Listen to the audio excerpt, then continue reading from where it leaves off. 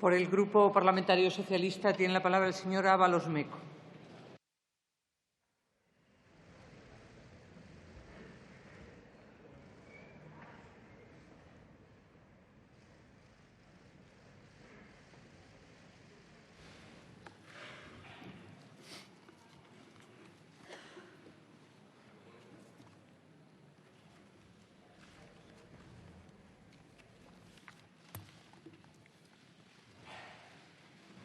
Buenos días.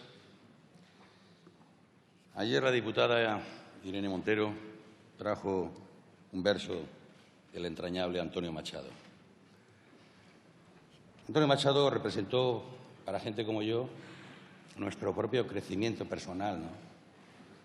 Nos enseñó a comprometernos políticamente también.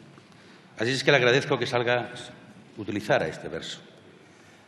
Dijo que ya hay un español que quiere vivir y a vivir empieza, entre una España que muere y otra España que bosteza. Pero a mí me hubiera gustado que hubiera seguido terminando este verso, porque podría haber entendido alguno de los sentimientos que a los socialistas nos ha guiado todo este tiempo. El verso sigue: españolito que vienes al mundo, te guarde Dios. Una de las dos Españas ha de darte el corazón. Y efectivamente, esta es la historia de nuestra España, ¿no? La historia que decía Gil de Viedma, la más triste de todas las historias tristes, es sin duda la de España. Y algunos que vivimos el ambiente de la derrota, una España de vencidos y vencedores, de dos Españas irreconciliables, con cultos, ideologías que nos hacía imposible ser españoles, había que acabar con eso. Y ese es el surgimiento de ese régimen del 78. Es ese. Eso que llaman régimen del 78. Yo compartí en esa época, con gente que había peleado muchísimo. Fíjese qué cosas. Yo era un muchacho, un adolescente, militaba en la Juventud Comunista. Era ilegal. Y yo veía a los veteranos y aprendía de ellos. Me quedaba embobado escuchándoles. La gente mayor era una referencia. Nos gustaba la gente con experiencia. ¿Por qué? Porque acreditaba trayectorias, porque sabíamos lo que habían hecho. Y vi muchísima generosidad, y aprendimos generosidad. Y entendimos que teníamos que construir una España para todos los españoles, que no tuviera a ningún españolito que leérsele el corazón. Ese fue nuestro empeño. Y ese es el proyecto del Partido Socialista. Y por eso trabajamos en una idea básica: la cohesión social. La cohesión social. Acabar con la división. ¿Y qué es cohesión social? Pues alimentar el sentimiento de pertenencia a esta nación, sentirse parte de la misma, que no tuviéramos que optar por una bandera u otra, que nos cobijara a todos, y tener un proyecto nacional, un proyecto de país que nos permitiera esa pertenencia. Y esa es la obra del Partido Socialista: igualar, cohesionar y hacer una patria, eso sí, una patria para todos los españoles. Señorías,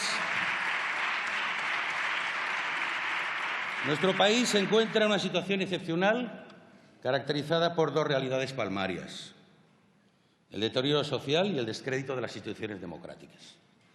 El máximo responsable de esta doble degradación social e institucional es el Gobierno del Partido Popular, que merece, por tanto, la máxima crítica, una clara reprobación y la aplicación de un correctivo político por parte de los representantes de la ciudadanía española, de esta Cámara. El gravísimo deterioro social que sufren los españoles tiene su origen en las políticas de recortes de derechos emprendidos por el Gobierno del Partido Popular desde el año 2012, aprovechando la crisis económica y financiera. Porque hemos insistido reiteradamente que la crisis no es el fundamento de los recortes del Partido Popular, ha sido la excusa. El fundamento siempre fue la ideología, siempre ha estado la ideología presente, la ideología de la desigualdad y de la injusticia. El Gobierno del Partido Popular ha apostado por un modelo de competitividad basado en salarios bajos, jornadas largas y contratos precarios. La distribución de las rentas demuestra menos remuneración a los asalariados mientras suben los beneficios empresariales. Aumentan las desigualdades y se agrava el empobrecimiento de los perdedores de la crisis, fundamentalmente parados de larga duración. Han pasado ya 5 años desde la aprobación de la reforma laboral y es urgente su derogación. La reforma laboral ha tenido como resultado un paro de larga duración cronificado, un paro juvenil disparado, junto a los mayores niveles de Europa en explotación y empobrecimiento laboral. Han apostado ustedes por un modelo de precarización creciente, de salarios indignos, de horas de trabajo impagadas, de flexibilización del despido. Han destruido ustedes la negociación colectiva, una conquista de los trabajadores de este país. Han debilitado las políticas activas de empleo y no alcanza el 50% el número de desempleados que tiene alguna prestación. Y las principales perjudicadas son las mujeres, que son expulsadas del mercado de trabajo. Su tasa de actividad comenzó a bajar desde 2012, por primera vez en 40 años, y no ha dejado de hacerlo. Y tienen tasas de temporalidad y de parcialidad 9 puntos por encima de los hombres. Precarización, salarios bajos, discriminación laboral de la mujer tienen, por lo demás, un efecto directo en los ingresos por cotizaciones sociales de la Seguridad Social. La gran perdedora, la gran víctima de este Gobierno, que en lugar de trabajar para revertir el déficit e incrementar sus ingresos mediante mayores transferencias del Estado, ha preferido gastarse la herencia recibida, la llamada hucha de las pensiones. La única política emprendida al respecto por este Gobierno ha sido la reducción del gasto en el sistema público de pensiones, condenando a los pensionistas a una permanente pérdida de poder adquisitivo, es decir, al empobrecimiento.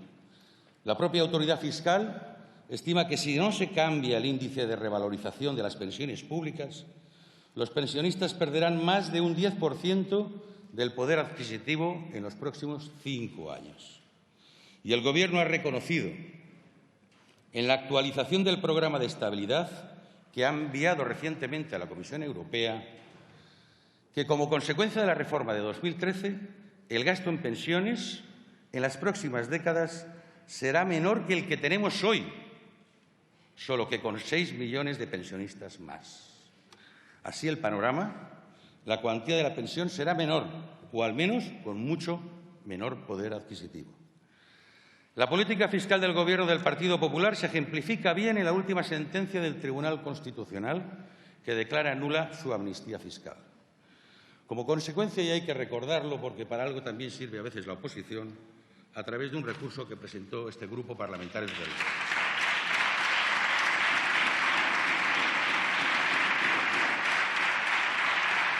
Cinco años después tenemos la sentencia. Es así como se da la razón también en este país, con el tiempo.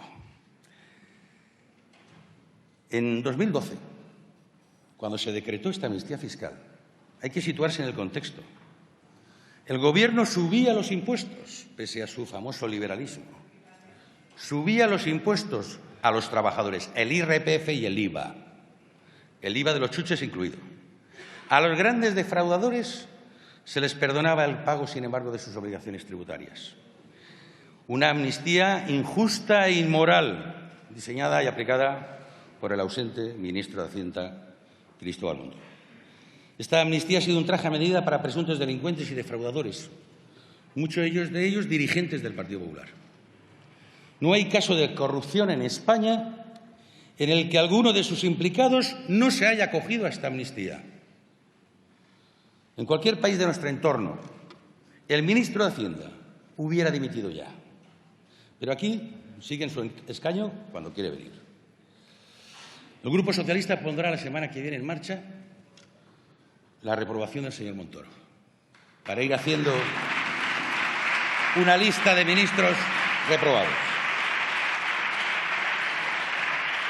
Los recortes sociales han cebado especialmente entre los parados, con menos cobertura y menos prestaciones, entre los pensionistas, con pérdidas graves de poder adquisitivo, y entre las personas en situación de dependencia, con una inaplicación dolosa, dolorosa y vergonzosa de la ley que les garantiza atención y ayuda y que tenemos el orgullo de haber promovido. Ninguna medida para avanzar en una igualdad retributiva entre hombres y mujeres, ni en materia de conciliación y corresponsabilidad. Ninguna medida se ha dado en los últimos 5 años para avanzar en el necesario conocimiento y sensibilización contra la violencia de género. Una violencia que mata a las mujeres, que mata a los hijos y a las hijas de estas mujeres y que necesita de la articulación del demandado Plan de Prevención de Violencia de Género de carácter permanente. Y es que el Gobierno del Partido Popular ha supuesto un claro retroceso en la igualdad entre mujeres y hombres. Han dejado de desarrollar acciones normativas y políticas públicas que son imprescindibles para avanzar en este campo. Han impedido la tramitación de iniciativas para equiparar los permisos de maternidad y paternidad y hacerlos intransferibles. Han acabado con los planes de igualdad de las empresas al desarticular la negociación colectiva. Han recortado el presupuesto de igualdad. Acabamos de aprobar unos presupuestos generales del Estado sin ningún recuerdo para estas políticas. Han limitado el derecho de las mujeres jóvenes a la interrupción voluntaria del embarazo. Con ustedes se ha agrandado la brecha de género. Han sido un Gobierno con un clarísimo impacto de género negativo.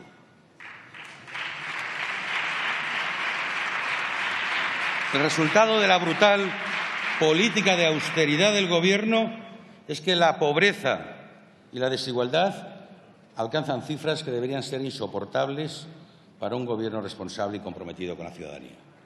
Según la encuesta de condiciones de vida, el porcentaje de población en riesgo de pobreza se situó en 2016 en el 22,3%. Actualmente, 1 de cada 3 menores de España están en riesgo de pobreza o exclusión social. Esto significa que el 80% de estos niños no tienen más futuro, seguramente, que el de ser pobres. Ese es el futuro que le espera a 1/3 de nuestros niños.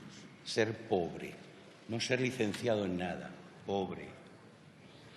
La política educativa ha consolidado la desigualdad y el ataque constante a la escuela pública con una ley regresiva, excluyente, segregadora y confesional, como es la LOMCE, que tiene que ser derogada. Se ha dificultado la obtención de becas, al tiempo que se han incrementado los precios de la matrícula universitaria, expulsando a muchos jóvenes de la universidad. El balance de la gestión del Gobierno en materia de cultura es también profundamente negativo. Una política cultural caracterizada por la falta de diálogo, un discurso agresivo hacia los artistas y decisiones como la subida del IVA cultural, que ha dejado un escenario de deterioro en la actividad del sector de cultura. Condenan también a los jóvenes a buscar su presente y su futuro fuera de nuestro país. Miles de jóvenes han salido de España en busca de una oportunidad laboral. Esta salida, además del sacrificio personal y familiar, representa una descapitalización del talento que ha afectado especialmente al sistema de ciencia, tecnología e innovación de nuestro país y que, de no revertirse, perjudicará gravemente a nuestro futuro desarrollo social y económico. Señorías, el descrédito institucional de nuestro país ha alcanzado cotas desconocidas desde la recuperación de la democracia. La justicia ha acreditado que el partido que preside, el a su vez presidente del Gobierno, se presentaba a las elecciones con la ventaja fraudulenta de una financiación adicional e ilegal. Un partido dopado.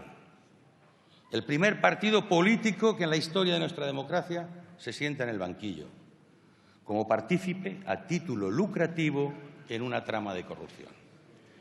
No hay tesorero o administrador del Partido Popular que no esté investigado, encausado o directamente en la cárcel. Y los españoles ya estamos muy familiarizados con siglas como las de la UCO en la Guardia Civil y muy poco con otras como el SEPE o Servicio Público de Empleo. El próximo día 26 de julio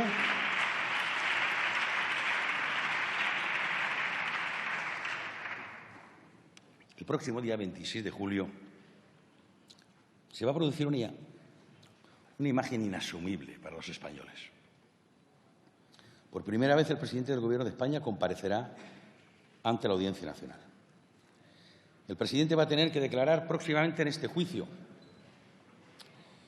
Y dice que, como siempre, va a colaborar con los tribunales. Pero no colabora con la justicia, quien pide la nulidad radical de las actuaciones, como hizo el Partido Popular, para lograr la impunidad de los 37 procesados. No colabora con la justicia el que destruye a martillazos ordenadores para destruir pruebas. Porque va a declarar como testigo, sí, pero en un juicio en que los acusados son altos dirigentes de su partido por delitos que pudieron cometer precisamente porque estaban en el partido o vinculados al Partido Popular. Ni uno solo de los que se sentarán en el banquillo podrían haber cometido esos delitos si no hubieran estado en el Partido Popular. Un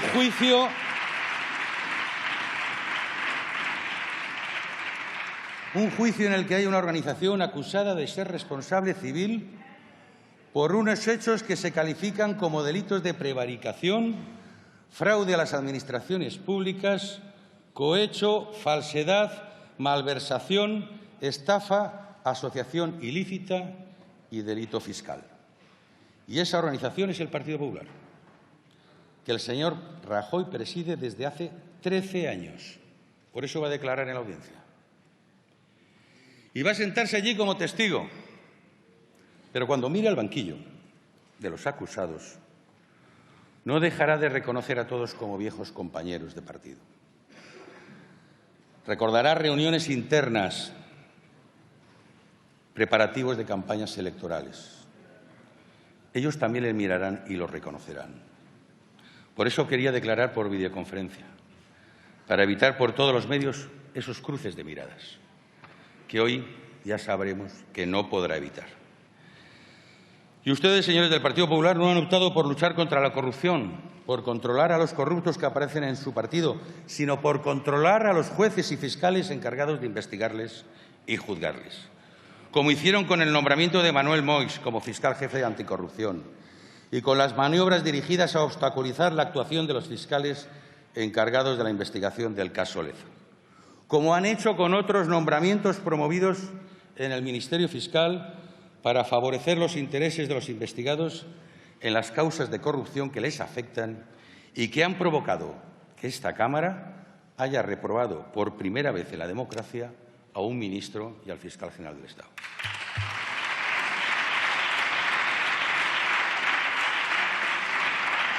Un ministro de Justicia que, por cierto, sigue sentado en el banco azul, pese a haber sido reprobado por esta Cámara. Esto es una muestra inequívoca del escaso aprecio que tiene este Gobierno por la voluntad que manifiesta en estas Cortes Generales. En la actual legislatura, la distribución de escaños en esta Cámara ha posibilitado que resulten aprobadas muchas iniciativas de la oposición, muchas especialmente de este Grupo Socialista. Con ellas hemos tratado de marcar al Gobierno un camino en sentido opuesto al que ha venido siguiendo, pero ningún cambio de actitud se ha apreciado en este Gobierno. Ninguna de estas medidas las hemos podido poner en marcha. Ningún gesto, ninguna medida en estos meses. Un claro desprecio a las resoluciones de este Parlamento. Una falta de respeto a la representación de la soberanía popular que somos nosotros. Esto, ustedes deben pensar que aquí nos juntamos 350 personas, cada una con una opinión diferente, que aquí hablamos, comentamos, opiniones que no vinculan al Gobierno. Y no es así, señorías. Aquí se representa la soberanía popular. Por eso el grado de vinculación al Gobierno de las resoluciones del Congreso es directamente proporcional a la convicción democrática de quien preside este Gobierno. El Gobierno ha utilizado las instituciones para beneficio partidista. Además de la justicia, ha utilizado a la policía para menoscabar al adversario político y proteger a presuntos delincuentes por corrupción, miembros de su partido. De igual modo que lo han hecho con la amnistía fiscal para que unos cuantos corruptos vinculados al Partido Popular pudieran blanquear dinero y eludir responsabilidades. Por todo ello, señorías, este Gobierno bien merece una censura. Es claro que merece una censura. Pero nuestra Constitución requiere que la presentación de un candidato alternativo a la presidencia, paralelamente a la exigencia de responsabilidad pública, lo que se llama moción de censura constructiva. Para ello es imprescindible presentar a la ciudadanía, a la opinión pública, un programa de gobierno y un liderazgo verosímiles y viables, porque en caso contrario, el efecto de un uso impropio o inadecuado de este instrumento puede ser precisamente que el censurado sea finalmente el propio candidato y que quien es objeto inicial de la censura vea reforzada la estabilidad de su gobierno. No dudamos del ajuste constitucional de esta iniciativa, ni ponemos en cuestión la legitimidad, ni el por qué, ni el para qué. Esto es un derecho que le asiste al grupo parlamentario proponente, pero alguna duda tenemos de la intencionalidad, sobre todo cuando uno lee un documento como este, que se llama Análisis de marcos y coyuntura, éramos pocos y llegó Sánchez. De la unidad del equipo de argumentario de Podemos, del 26 de mayo, y que dice que el tema central ahora, en estas próximas 3 semanas, no es tanto echar al Partido Popular como realidad, como el saber seguir estando al frente de la ola de indignación y vergüenza contra el Gobierno del Partido Popular que se ha desatado. Entonces la pregunta es, ¿les preocupa la indignación y la vergüenza de la ciudadanía? ¿Les preocupa el motivo de dicha indignación o vergüenza? ¿O simplemente les preocupa seguir estando al frente de esta ola de indignación? Porque si es lo último, estamos utilizando los sentimientos de la gente para abrirnos camino estratégico de carácter partidista.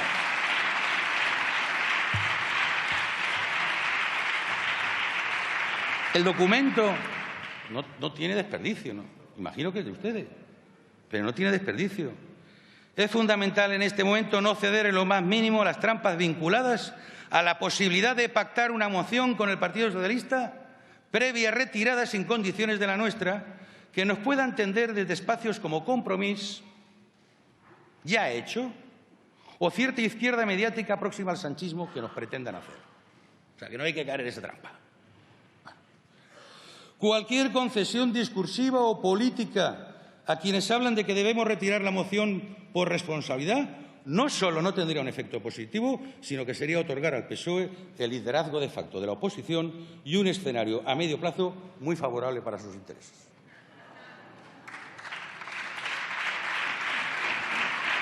Si Sánchez cumple con su nuevo relato y trata de acercarse realmente a una alternativa de cambio junto a Unidos Podemos, los medios del régimen y su propia oposición interna no lo van a tolerar.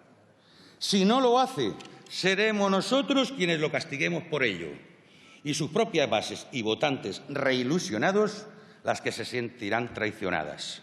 Debemos, por ello, saber aprovechar ese escenario para tensionarlo y no permitir que pueda desarrollar una estrategia capaz de consolidar un escenario a medio plazo favorable a sus intereses que les permita desarrollar una estrategia envolvente contra Unidos Podemos y su confluencia. En fin, yo no lo voy a interpretar, pero permítanme que tenga serias dudas de la oportunidad o de la intencionalidad de esta moción.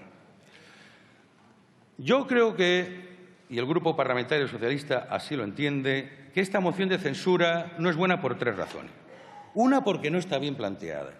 Una iniciativa de estas características se trabaja, se construye, se buscan los apoyos antes de, no digo de anunciarla, de presentarla seguro, pero incluso de anunciarla. Uno va, me han criticado muchos por lo de Maduro, no, yo me refería a las condiciones de maduración que exige una iniciativa de estas características. Pero la verdad es que nosotros no hemos tenido conocimiento de ninguna propuesta de verdad hasta ayer, ¿no? No las hemos tenido, pero bueno, si solamente fuéramos nosotros tampoco pasa nada, leído el documento. Pero que se queje Bildu, ¿eh?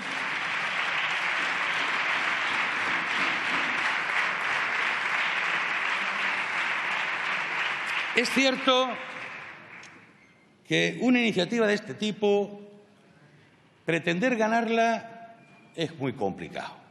Y ni siquiera los antecedentes históricos se hizo con este propósito. Se hizo básicamente con el propósito de dejar clara una posición, de protagonizar la vida política y, sobre todo, de generar expectativas en torno a una alternativa de futuro. Pero aquí todo eso, pues como que no se da, ¿no? Porque con 15 apoyos más, ignorando a la principal fuerza de la oposición, pues no parece que vayamos a generar una alternativa. Dicho esto, yo agradezco las palabras del señor candidato. Le agradezco, primero, el tono, porque no hay color. Entre ser un insultado y ser tratado como esta vez, no hay color. O sea, yo lo agradezco. No solamente lo agradezco, sino que recojo la invitación. Recojo la invitación. Prefiero así que de la otra forma que hemos conocido. Pero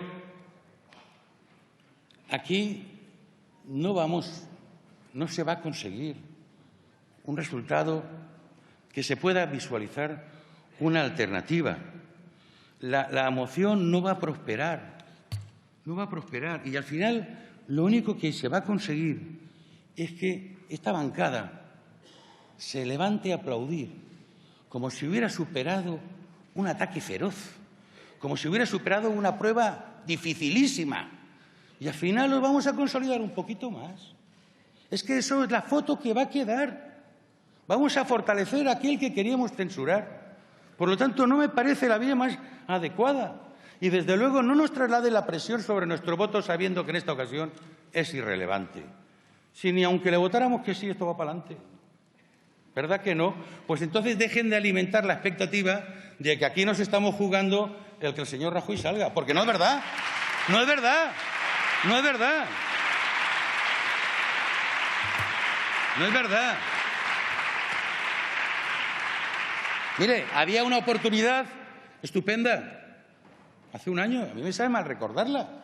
Pero es que si hubiéramos aprovechado esa oportunidad, toda esta parte de discurso que he hecho yo, me la hubiera ahorrado, y esta sesión de 2 días no la hubiéramos ahorrado, y hoy tendríamos un gobierno progresista de regeneración. Y no lo tenemos. Estamos peor. Sí. Sí. Por una razón. El candidato nos ha dicho que lo importante no es la candidatura, que lo importante es acabar con el gobierno del señor Rajoy. Pero es que hace 1 año y pico era lo mismo. No era la candidatura. No pongan la excusa. No la pongan. Si ahora da igual, antes también. Es lo mismo. Es lo mismo. ¿Usted cree que la candidatura que nos ofrece, imaginemos que votamos unos cuantos que sí y sale? Imaginémoslo, ¿puesto a imaginar? Ahora, ¿con qué mayoría parlamentaria gobierna usted? ¿Con qué mayoría va a gobernar el día a día así? ¿No ve que es inviable? Pero entonces no generemos una expectativa falsa. Este es un acto fallido en origen. Y, desde luego, libérenos de esa responsabilidad. Yo le agradezco que nos trate bien, pero quítenos la responsabilidad de que parece ser que ahora el señor Rajoy, porque nos abstengamos, va a ser la culpa de que sigan, porque no es verdad. Y porque, además, lo que queremos demostrarle es que a veces abstenerse pues tampoco es tan grave. Tampoco es tan grave. Hay una cuestión que se me está yendo el tiempo, pero hay una cuestión que sí que me interesa, y a este grupo le interesa mirar al futuro. Dicho esto del pasado, vamos a dejarlo ahí. Nos interesa el futuro. Y en ese futuro nos importan las reformas que podamos emprender, las reformas que podamos impulsar desde las mayorías alternativas en este Congreso, y por eso le recojo el guante. Reformas sobre un nuevo estatuto de los trabajadores que recupere derechos y libertades. Reformas para revertir los recortes sociales y los recortes en libertades. Pero una reforma ineludible también, y como aquí ha estado presente en todo el debate, es la que afecta a la organización territorial del Estado y, en concreto, el caso de Cataluña. Los socialistas estamos dispuestos a trabajar y a colaborar con los demás para lograr esa reforma territorial pendiente. Es la de hoy una buena ocasión para volver a ofrecernos a la más importante tarea colectiva en estos momentos. Hubo algunas actitudes que no favorecieron la convivencia. El Partido Popular hizo todo lo posible para que fracasara el pacto estatutario y después no ha hecho nada en 5 años para favorecer el diálogo entre los gobiernos catalán y español. Pero no es el Gobierno el responsable del más descarado y prepotente ataque a la integridad del Estado y a la soberanía nacional. El primer deber de un demócrata es el respeto a la Constitución y a la ley. No hay democracia sin ley. No hay democracia sin ley. La ley no es divisible, ni admite un cumplimiento parcial. No puedo coger lo que me gusta y lo que no me gusta. Todo es ley. Ni mucho menos se pueden permitir, por lo tanto, qué normas cumplimos y qué normas violamos. Y por todo ello reiteramos nuestro compromiso con cuantas medidas legales se adopten para seguir cumpliendo con la ley e impedir cuanto contribuya a romper la realidad de nuestro país, ni un Estado de Derecho. No entendemos España sin Cataluña, ni Cataluña sin España. Y lo reafirmaremos cuantas veces haga falta, aunque nos canse. También hemos dicho una y otra vez que la responsabilidad de las decisiones que desde hace tiempo se toman en Cataluña corresponden exclusivamente a sus autores y promotores. Y lo mismo ocurre con las consecuencias que de ello se deriven. La fractura no triunfará, pero dejará heridas profundas dentro y fuera de Cataluña. Y nuestro deber también es evitarlas, intentando que haya diálogo y no silencio, hacer política y no trincheras. De la ley a la ley. Ese fue el camino que iniciamos hace 40 años, el que nos ha permitido nuestro mejor periodo histórico. No es ningún obstáculo la Constitución. En cuanto marco de convivencia, puede adaptarse a las necesidades mayoritariamente sentidas, siempre que se haga de acuerdo con las normas establecidas, sin buscar otros atajos que no contemplan el respeto a esta ley y, por supuesto, con la mayoría suficiente. Nosotros hemos propuesto una reforma constitucional federal que reconozca la realidad nacional catalana.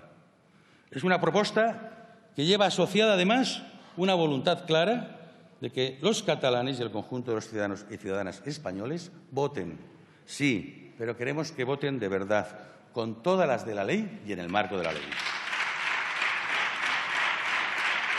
Hay una cuestión, si me permite, una pregunta, señor Iglesias, porque ayer defendió el derecho a decidir de Cataluña y del País Vasco, hoy también. Yo le pregunto, si todas las comunidades autónomas deciden ejercer ese derecho a decidir que hoy les ofrece para determinar el tipo de relación jurídica especial a mantener con el Estado, ¿me quiere decir ante quién lo ejercen? ¿Dónde estará ese Estado? ¿En qué consiste? O dicho de otro modo, ¿España para usted es algo superior y diferente a las 17 comunidades autónomas? ¿O se reduce a la mera suma artificial de estas comunidades? ¿Tiene España identidad propia, más allá de la suma de 17 comunidades autónomas? ¿El Estado español tiene territorio o es solo un entramado administrativo de gestión de lo que cada una de estas comunidades autodeterminadas decidiera y estableciera libremente? Y si esto no es así, ¿me puede decir cuáles son las entidades territoriales a las que niega a priori la condición de nación, las que no pueden autodeterminarse, las que se quedarían reducidas a constituir una España que ya no sabríamos qué es? Señorías, miremos hacia adelante. Al Grupo Parlamentario Socialista lo que le importa es construir una mayoría alternativa para ganar elecciones y hacer la revolución allá donde resulta más eficaz, en el Boletín Oficial del Estado, para ofrecer a los españoles de nuevo la esperanza de un futuro mejor. ¿Cómo? Pues con una izquierda valiente, pero de gobierno. De gobierno, pero valiente. Las dos cosas. Ese es nuestro empeño y ese será nuestro trabajo. Solo para terminar, y con permiso de la presidencia, que se me acaba el tiempo y soy consciente, solo quiero dejar 4 mensajes muy breves. El primero para los proponentes de la moción. Los socialistas somos los primeros en valorar la necesidad de censurar a este Gobierno. Creo haberlo dejado claro. Somos los primeros también dispuestos a construir mayorías alternativas en esta Cámara. Le recojo el guante.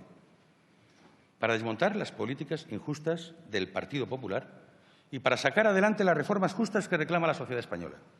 Ahí nos va a encontrar siempre. Pero con todo respeto, lo más que podemos hacer en esta iniciativa es abstenernos. El segundo mensaje es para el Gobierno del Partido Popular. Hoy saldrán de esta, han salido ya de varios. Tiene que terminar. Pero les aconsejamos que no lo celebren demasiado. Los diputados del Partido Popular acabarán aplaudiendo hoy, satisfechos con el presidente del Gobierno. Pero han de saber que los españoles, incluidos muchos de los que les votaron, ya no les aplauden. Muchos españoles ya están cansados, hartos, por los recortes, por las corruptelas, por las injusticias y por las indecencias. Hoy van a salvar esta censura, pero más pronto que tarde no salvarán la que le planteen los españoles. El tercer mensaje es para Ciudadanos. Pueden seguir manteniendo sus deseos de ser los herederos del Partido Popular, de representar a la nueva derecha española, una derecha más moderna, más estética.